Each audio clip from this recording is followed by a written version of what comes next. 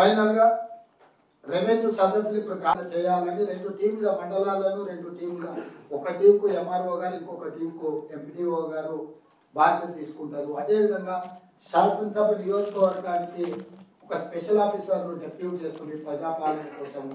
119 శాసనసభ నియోజకవర్గాలకు 119 మంది స్పెషల్ ఆఫీసర్లు అక్కడ వచ్చి కూర్చుంటారు.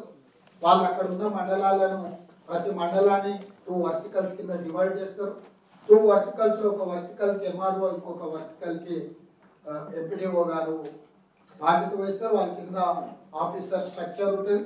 ప్రతి అధికారి రోజుకు 2 గ్రామాలు, ఉదయం 8 గంటల నుంచి 12 గంటలకు ఒక గ్రామం, 2 గంటల నుంచి 6 గంటల వరకు ఇంకొక గ్రామం.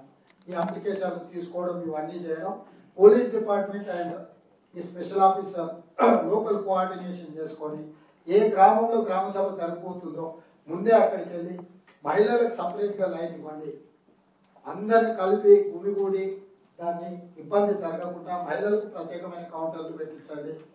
మిగతా వాళ్ళని కూడా స్ట్రీమ్ లైన్ చేసి ఫస్ట్ కమ్ ఫస్ట్ లాగా లైన్లో పెట్టించి అధికారులు కూడా అందరూ ఉండి మేము ఒక నోట్ చీఫ్ సెక్రటరీ గారి ఇక్కడ నుంచి మీరు పూజ చేస్తారు, ఓపెనింగ్ రిమార్క్స్ అక్కడికి వెళ్ళిన అధికారి చదివి వినిపించాలి. పర్పస్ ఏంటి, ప్రభుత్వం యొక్క ఉద్దేశం ఏంటి, ప్రభుత్వం ఏ లక్ష్యంతో ఈ వివరాలన్నింటిని సేకరిస్తుంది, ఏ రకంగా వీటిని అమలు చేయబోతున్నామో ఒక నోట్ పంపిస్తాం. మీరు గ్రామ సభ మొదలు పెట్టే ముందు ప్రభుత్వం యొక్క సందేశాన్ని చదివి ప్రజలకు వినిపించాలి.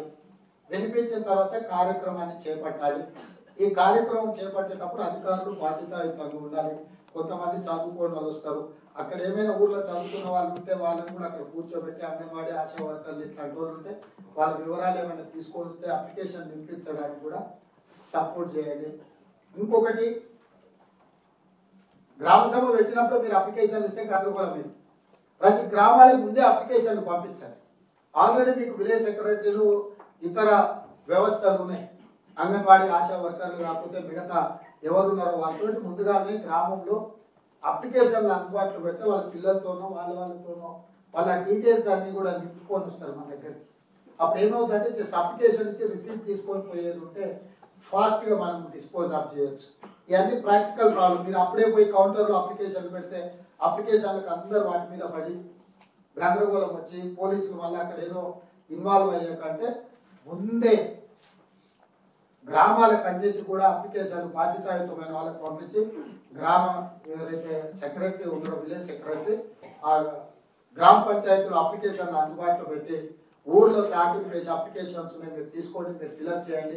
ఎందుకంటే దానికి ఒక ఫోటో పేస్ట్ చేయాలా, డీటెయిల్ చేయాలా, చాలా వాళ్ళ ఆధార్ కార్డు, రేషన్ కార్డు, ఈ డీటెయిల్స్ అన్ని కూడా ఫిల్అప్ చేయాల్సి ఉంటుంది. కొన్ని అమరవీరులు కానీ ఉద్యమకారులు కానీ వాళ్ళ ఎఫ్ఐఆర్, వాళ్ళ కేసెస్, వీటన్నిటిని కూడా అందులో డేటా ఎంట్రీ చేసేది ఉంటుంది. కాబట్టి ముందే వాళ్ళకి అప్లికేషన్లు పంపించడం ద్వారా ఈ గందరగోళాన్ని తగ్గించవచ్చు.